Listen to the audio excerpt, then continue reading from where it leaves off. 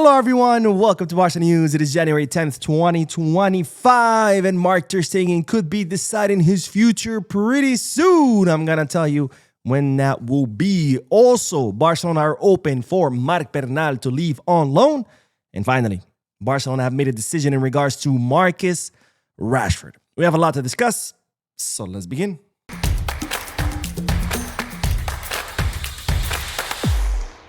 Hello everyone, welcome to the channel. My name is Boo. We'll begin this video by discussing that, of course, tomorrow is the long-awaited day as Barcelona will be facing off against Real Madrid in the Spanish Super Cup final in Saudi Arabia, where Barcelona will be looking to repeat last year's result, where not only we defeated Real Madrid, but where we humiliated them, a 5-2, winning the trophy.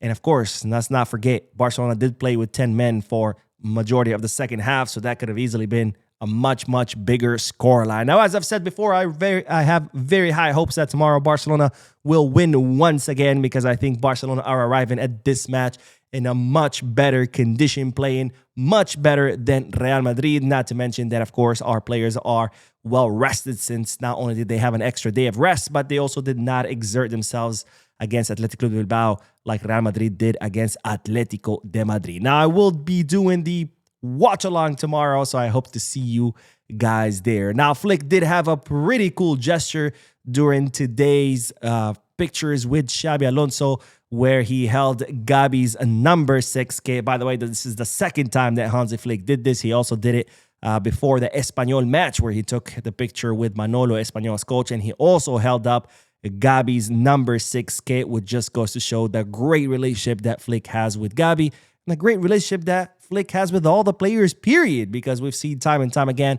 the affection that has developed between Flick and the players. In fact, against Espanyol, you guys might have noticed when Rooney Bardakji scored a goal, he went straight to celebrate with Hansi Flick. Rooney Bardakji, who's barely getting minutes. When have you ever seen a player being so thankful with his coach for not playing him? That just goes to show how good a relationship Flick has with his players, and beautiful gesture holding up Gavi's kit. Now, of course, Gavi is currently injured, is still recovering from that surgery, but it's expected that he will be back in February next month. And I got to say, I have missed Gavi, his intensity, his heart, his hunger for always winning. So hopefully we see him back on the field sooner rather than later. Now, one big news that right now is making the headlines is that it looks like Kylian Mbappe, the new king of penalties. It used to be Penaldo, now it's Kylian Mbappe. He's the new king of penalties, but it looks like he will be available for tomorrow's match. Now, Mbappe was injured. He underwent imaging on December 31st, and it was discovered that he had a knee injury, that he needed to be out 3 to 4 weeks, and yet 10 days later, looks like Real Madrid have insisted that he be available for tomorrow. They have flown him to Saudi Arabia, and there's even talks about pumping him up with painkillers so he could be available, which tells me one thing and one thing only, and that's that Real Madrid are shaking in their boots, where they are willing to risk the health of their most important player to be available tomorrow just so they can have a shot at competing with Barcelona. Now, Hansi Flick was asked about this. Hey, what's going on with Mbappe? Like, is anything going to change? What do you think about Mbappe now being available? And this is what the German coach had to say. Currently, Mbappe is the best striker. He has scored a lot of goals and has world-class talent. We watched the semifinals together, the whole team. How many Clásicos have we played in the last year and a half? How many have we lost? We've lost 1. That's about it.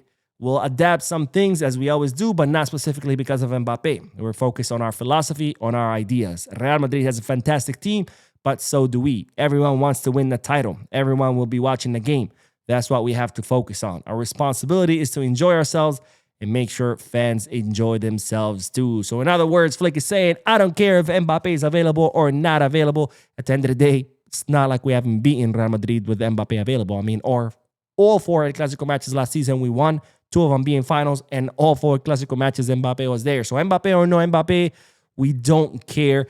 Hansi Flick is going to prepare the team the same way. He's going to focus on us, on our strategy, on how we're going to play tomorrow, whether Mbappe plays or not. And this is what I like about Hansi Flick, that he only focuses on what he can control. Whether Mbappe plays or not, that's not something he can control. However, how the team plays, our team plays, that's something he can control, and that's what he's focused on. And of course, that's the best way to go about it. Now, on to that next bit of news, because ladies and gentlemen, Barcelona are leaving the door open for Marc Bernal leaving on loan. But before we talk about Marc Bernal, we have to talk about another player who could be headed in the same direction as Marc Bernal, and that's no other than Marc Ter Stegen, because as you know by now, Girona are very interested in Marc Ter Stegen. They're the only club that's kind of pushing for his signing, even though many clubs inquired about the German goalkeeper. Girona have been the only one to reach out to Barcelona. Talks are in place between Barcelona and Girona for a 6-month loan, where Girona unfortunately cannot cover much of Ter Stegen's salary, but Barcelona are okay with that. And in fact, Barcelona are open to covering most of Ter Stegen's salary if Ter Stegen decides to leave to Girona. Now, the new update is that Marc Ter Stegen could be deciding his future after the Spanish Super Cup final, with many reports stating that slowly Ter Stegen is starting to move towards accepting to go on loan. Because, of course, Ter Stegen wanted to go to a top club where he could compete for trophies. That's not Girona. They're not a top club. They're a very humble club. In fact, not only are they not competing for trophies, they are barely competed to stay out of relegation. So not exactly the kind of club that Ter Stegen was looking to leave to, but of course he's now considering it because he wants to start in the World Cup in 2026. And the only way he could do that is by getting minutes. So now Ter Stegen considering this very seriously, and he could be making up his mind pretty soon. I honestly think that would be the best thing for Ter Stegen. Sure, it's not a top club. Sure, he's not going to win anything there, but he's going to be getting the minutes. He's going to be able to play the World Cup. And it's only a 6-month loan. So, hey, if he plays for Girona, gets the minutes that he needs, and as a result, gets to start in the World Cup, not only will he play the World Cup with Germany as a starter, something that he hasn't done in his entire career, but also during the World Cup, he can end up showcasing his talent.